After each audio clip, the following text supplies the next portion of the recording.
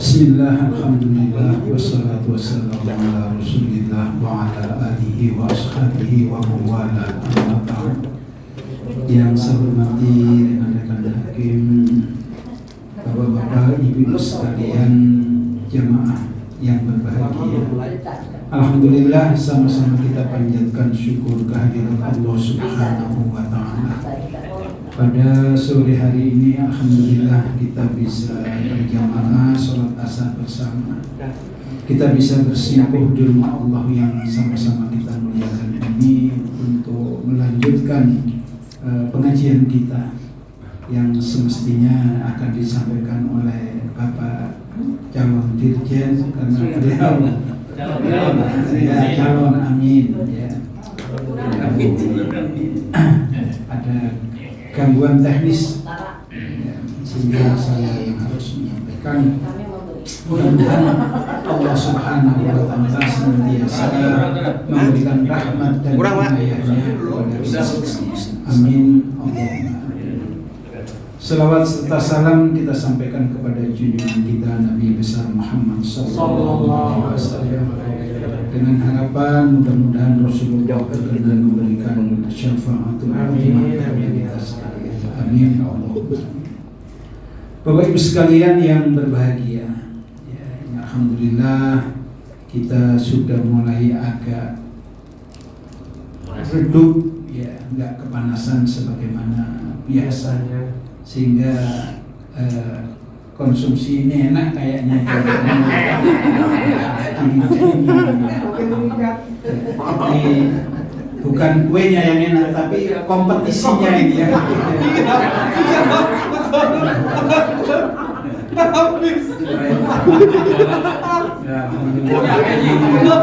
Barokah. Bapak Ibu sekalian yang berbahagia, Rasulullah sallallahu alaihi wasallam pernah mengingatkan kepada kita, tuba liman bana qabrahu qabla ayyad khulahu. Beruntunglah, berbahagialah orang-orang yang mau membangun kuburnya qabla ayyad khulahu, sebelum dia memasukinya. Pesan pendek ini kalau kita jabarkan hikmah manfaatnya ini luar biasa. Bukan berarti kita nanti nabung uang, kita beli apa itu yang kayak ya, besi, ada besi, ada dari keramik, keranda bukan apa, keranda namanya yang kita tanam di nisan yang bahkan bahkan kalau di Karawang itu ada harga makam itu sampai ratusan juta. Ya, di Karawang. Sandiaga gitu ya. Itu. Ya. Jadi ratusan juta harganya itu. Jadi bukan itu yang dimaksudkan. Ya. Bukan masalah berapa harga makan kita. Ya. Tapi sejauh mana kita beramal sehingga nanti bisa meringankan azab kita di hadapan Allah Subhanahu wa ta'ala. Itu yang dimaksud membangun kubur itu, memperbanyak amal soleh.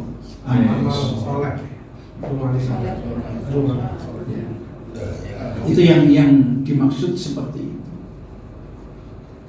Amal soleh ini harus kita dasari dengan keikhlasan. Nah, ikhlas wa ma umiru illa liya'budullaha mukhlishina lahu-d-din. Jadi intinya mukhlis. Sudah pindah sekarang.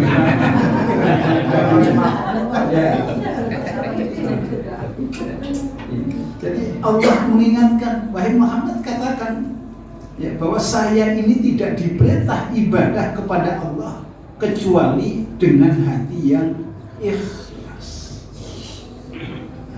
Ini makanya kita ikhlas itu mafhum mukhalafahnya, kita harus menghindarkan dari perbuatan riya. Jadi kalau kita ibadah nggak perlu diposting-posting, foto-foto lah yang ini. Ya. Sekarang kan sudah menjadi penyakit kita itu kan. Apa posting apa-apa. Ya, memang ada ya, memang tuntutan harus seperti itu. Kalau eviden di kantor itu mau nggak mau, ya ini ya harus ada itu evidennya itu. Kadang-kadang sekarang orang bagi-bagi kue tepi jalan di situ karena ya tuntutan eviden seperti itu. Nah, ini. Ya, tapi untuk secara pribadi ya ini. Jadi istilahnya kata Nabi itu bagaimana ketika kita sedekah tangan kanan, tangan kiri tidak tahu, begitu tipisnya. Ya. Nah, ini harus mukhlis tadi itu seperti itu. Nah, inilah beratnya memang tantangan di akhir zaman itu ya seperti ini. Ya. Nanti kata Nabi memang seperti itu, di akhir zaman itu orang yang menegakkan agama itu. Ya. Orang yang menegakkan syariat itu misal qabdin al-jamr, seperti orang yang memegang bara panas. Tapi kalau dilepas akidah akan padam agama itu. Nah, ini ya. Jadi memang penuh tantangan.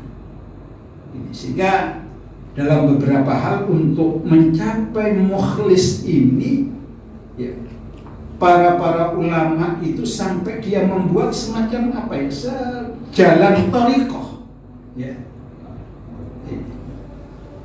Jadi thariqah itu untuk apa tadi itu, mukhlisina lahuddin itu dia mencari kemurnian tauhid, mencari kemurnian di dalam ibadah kepada Allah, mukhlis itu ya. Mencari mukhlis sehingga dia suluk. Jadi suluk itu lebih spesifik lagi daripada thariqah. Kalau thariq itu kan jalan, tapi suluk salaka thariqan itu suluk itu jalan-jalan yang jalan sempit yang berliku-liku. Itu suluk. Parit kecil. Jadi thariqah cabangnya lebih dalam lagi adalah suluk. Ini orang-orang tasawuf seperti itu. Sehingga beberapa jenis orang-orang suluk itu kadang-kadang dia sampai dia tidak mau memakai pakaian yang seperti kita ini, nggak mau dia. Karena takutnya dia akan riya seperti itu. Intinya bagaimana supaya dia tidak dianggap orang. Jadi dia belajar bagaimana dia menahan diri dari urusan dunia, zuhud dia. Sekalipun zuhud ini kan pengertiannya kan berkembang semuanya. Saya sampaikan ini ada kelompok-kelompok orang yang karena sudah menghindarkan diri hubud dunia itu. Dia hindarkan hubud dunia itu. Sehingga supaya dia tidak dilihat oleh orang sebagai orang yang tapi dia kadang-kadang pakainya compang-camping dia ya. Sekalipun kan beberapa versi bahwa Allah itu cinta kepada keindahan. Cuma itu tadi, karena dia tidak mampu mungkin untuk mukhlis dalam kondisi seperti kita ini umpamanya ya, maka dia berusaha untuk menyendiri dia ya. Salah kata di itu, mengambil jalan yang tidak lazimnya orang lain, supaya dia fokus untuk benar-benar ta'abbud kepada Allah Subhanahu wa ta'ala. Jadi memang kalau pandangan para ulama sufi itu ya, dunia ini ya nikmat Allah bagi orang-orang yang dicintai Allah itu tidak akan diberikan di dunia. Kenapa? Memang dunia ini tidak cukup ya untuk menerima nikmat Allah bagi orang-orang yang beriman. Tidak layak, tidak pantas dunia ini menerima nikmat Allah. Makanya uang orang Arab itu, uang itu kan logam itu apa dia bilang dirham. Dirham itu apa? Dari akar kata daruham. Orang kan dunia kan berebut dirham itu. Daruham itu sebuah rumah yang penuh dengan tipu daya, ya, hamin susah, serba susah di situ. Makanya disebut dirham itu. Daruham, rumah yang penuh kesusahan.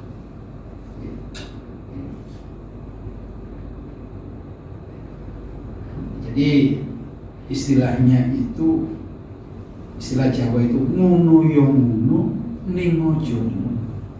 Dalam artian oke lah begitu, tapi jangan terlalu hubud dunia itu, jangan terlalu. Kita hidup perlu uang, ya, perlu kehidupan untuk biaya dan sebagainya, tapi carilah dengan jalan yang halal. Karena banyak orang yang haram aja susah, apalagi cari yang halal katanya, kan banyak orang yang bicara seperti itu. Cari yang haram aja susah. Jadi hendaklah kita berhati-hati sekarang. Ya. Jangan nanti amal kita itu ya karena riya kita itu ditolak oleh Allah. Bahkan nanti tidak sedikit ketika yaumul hisab itu sholat ibadah kita itu Allah campakkan lagi. Ya, campakkan seperti menyampakkan baju yang baru kepada pemiliknya. Tidak diterima oleh Allah. Ya kenapa? Sholat karena riyanya ada, ibadah karena riya. Ini yang berat. Ya. Nah, kadang-kadang itu kita kan banyak yang melazimkan apa-apa difoto, apa-apa di share. Ini hati-hati. Ya. Ini. Jadi kadang-kadang hal-hal seperti itu tidak kita sadari karena trennya seperti itu, sehingga nanti kita akan menyesal di hadapan Allah Subhanahu wa Ta'ala. Jadi mari kita berusaha untuk tazkiyatun nafas. Ya, kita membersihkan hati. Kita membiasakan bagaimana kita tidak dianggap orang lain. Ya, membiasakan kita tenang biasa kalau tidak diundang orang lain. Kita biasakan kita tidak diperhatikan orang lain. Kadang-kadang orang kan, Pak Zainal ini gimana? Saya sudah tadi gini-gini nggak dianggap, nggak diundang, nggak dilibatkan. Ya, ini kita biasakan diri kita. Ya, ini supaya kita tidak ada yang tadi membersihkan hati. Kadang-kadang ada orang yang merasa tidak dilibatkan, marah. Nggak dilibatkan dia ngambek, dia dan sebagainya. Jadi semua kita dasari bagaimana kita berbuat baik itu semata-mata mengharap ridho dari Allah Subhanahu wa Ta'ala. Ya. Ya. Saya pernah ngobrol-ngobrol sama beliau ini, Pak Said Hasan. Ya. Kadang-kadang kita arah untuk dipancing marah itu ada saja. Kita baik tetangga, parit kita bersihkan, tetangga katanya nggak ditumpetin itu macam-macam. Ya, tapi itulah ujian bagi kita. Ya. Ini.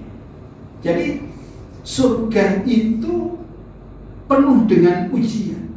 Untuk mencapai ridho Allah itu bertahap proses. Ya, karena kita baik, orang lain tidak baik. Ya. Nah ini bagaimana caranya? Kalau kita mengikuti gaya orang yang tidak baik, kita juga termasuk orang yang tidak baik.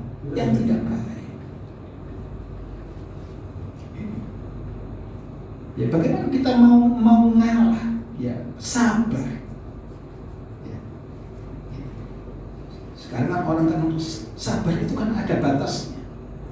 Ya, dalam Al-Quran tidak. Sampai mati pun kita akan diberikan pahala yang luar biasa bagi orang-orang yang bisa berbuat sabar. Innallaha ma'as-sabirin. Ya cuma resikonya itu. Ya resikonya. Kadang-kadang tadi itu kita tidak dipandang baik oleh orang lain. Sabar. Pisang diambil, sabar kita nggak usah. Sabar. Kalau cepat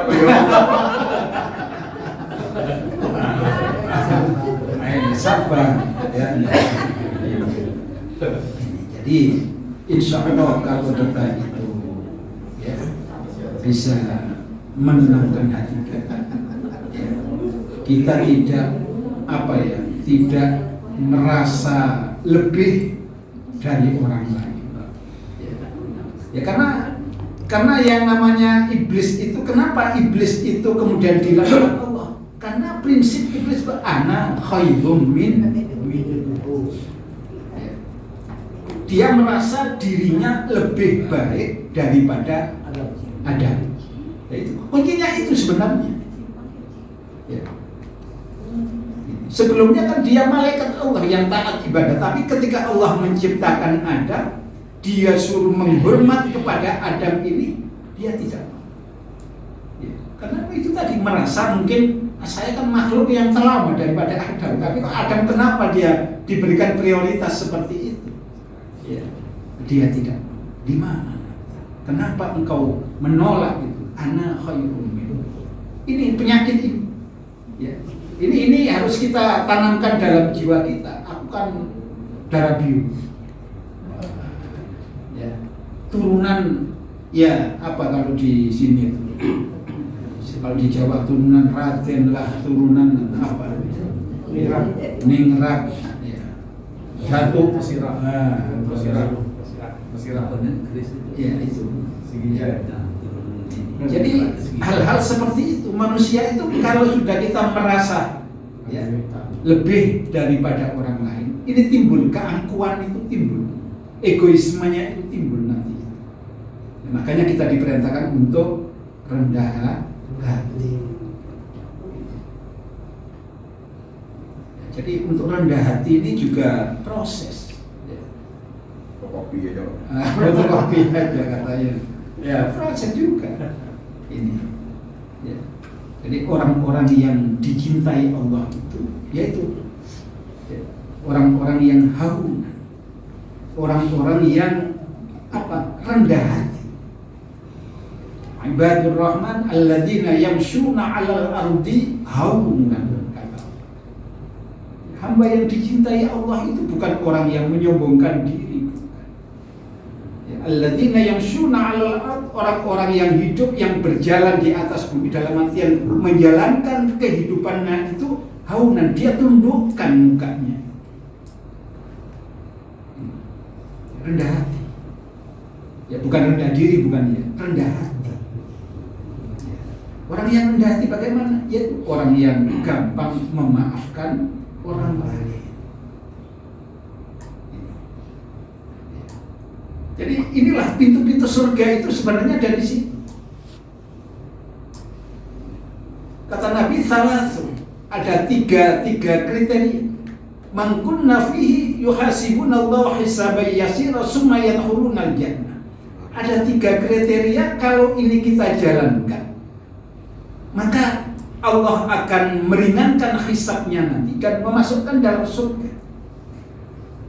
Apa 3 hal itu? Yang pertama, ta'fu amman zalamaka. Maafkanlah orang-orang yang pernah menzalimi diri.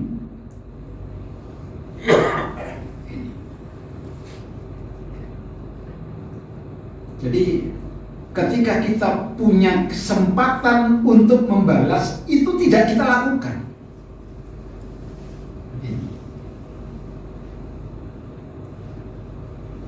Jadi kadang-kadang orang kan tunggu nanti saatnya.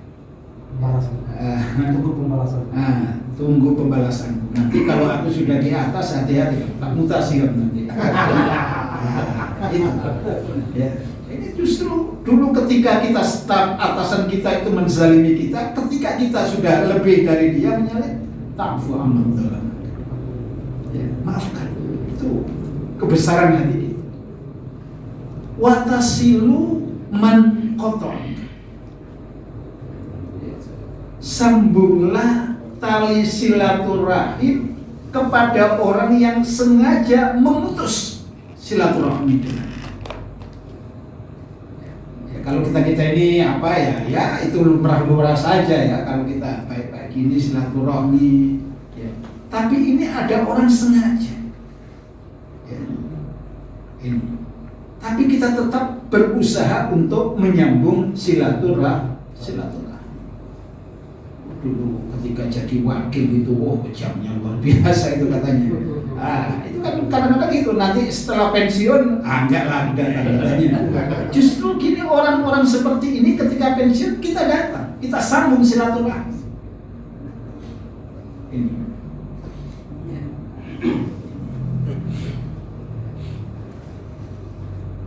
Yang kedua, yang ketiga,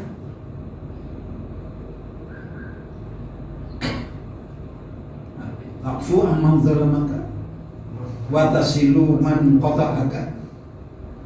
Yang ketiga itu berikanlah makanan orang-orang yang mengharamkan makanannya kepadamu. Jadi ketika orang pokoknya ada pisang, ya habisin sendiri aja lah Pak Hasan biar nggak dapat. Ketika nanti saya dapat pisang, saya kasih Pak Dinalin yang sukanya pisang itu. Masih ada satu lagi Pak. Itu ya. Ini. Kata Pak Mujahid Pak. Ini Haji masih ada satu lagi. Itu. Ya, jadi diperintahkan Nabi ya, berikanlah makanan kepada orang-orang yang mengharamkan makanannya. Wa tut'imuna man harrama. Jadi kalau kita simpulkan, tiga hal ini semuanya urusan hati. Urusan hati semua. Kalau masih ada ego kita sedikit aja nggak jalan itu semua. Ya udahlah yang pensiun biar dulu waktu menjabat itu. Kalau ada ego sedikit aja gitu. Ya. Mau silaturahmi, udahlah biarin lah, dia nggak ada perlunya saya sama dia. Sudah pensiun. Udah pensiun. Ini. Ya, jadi kadang-kadang kita ini ada yang silaturahmi politik kita kan. Itu kita tazkiyatun nafs. Ya. Jadi apa yang dikatakan Nabi tiga-tiga yang mengantarkan kita untuk ke pintu surga itu masalah hati semua. Intinya ya harus kata Allah itu. Alladzina yamshuna 'alal ardi haunan. Ya. Jangan ada rasa sombong.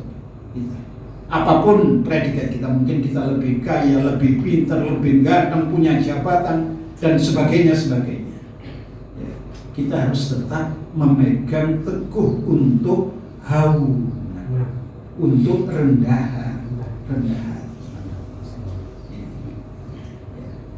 Bapak-bapak Ibu sekalian, barangkali itu saja dulu yang ingin saya sampaikan. Mudah-mudahan yang sedikit ini ada hikmah dan manfaatnya. Amin. Ya kalau rezeki nggak kemana itu Pak. Ya, saya ada. Ya,